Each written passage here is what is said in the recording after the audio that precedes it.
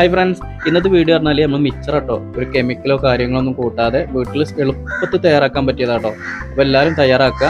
അപ്പോൾ ഇതിലേക്ക് വേണ്ടത് പറഞ്ഞാൽ 2 കപ്പ് കടലമാവ്, നിങ്ങൾ ഏത് കപ്പ് യൂസ് ചെയ്യണം ആ കപ്പിന് എടുക്കുക. പിന്നെ 1 കപ്പ് അരിപ്പൊടി. ഇനി എരിവിന് വേണ്ടിയിട്ട് നമുക്ക് മുളക് പൊടിയാണ് യൂസ് ചെയ്യണത്. മുളക് പൊടി വേണമെങ്കിൽ ഒഴിവാക്കാം. പിന്നെ മഞ്ഞൾപ്പൊടി, പിന്നെ ഉപ്പ്, ആവശ്യത്തിന് ഉപ്പിടുക.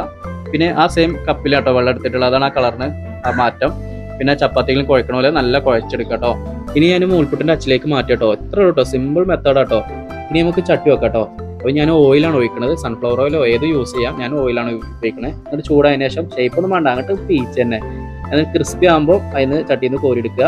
ഇനി നമുക്ക് ഇതിലേക്ക് വേണ്ട വെളുത്തുള്ളിയും കറിവേപ്പൊക്കെയാണ്. വെളുത്തുള്ളി ആദ്യം ഇട്ട് പിന്നെ അതിനുശേഷം പൊട്ടുകടലയും യൂസ് ചെയ്യാം കേട്ടോ. ഞാൻ സാധാ നിലക്കടലയും കറിവേപ്പൊക്കെ യൂസ് ചെയ്തിട്ടുള്ളൂ. കണ്ടില്ല ഈ ഷേപ്പ്. ഇനി ഇതിലേക്ക് വേണ്ട പറഞ്ഞാൽ മുളക് പൊടിയും കായപ്പൊടി കേട്ടോ.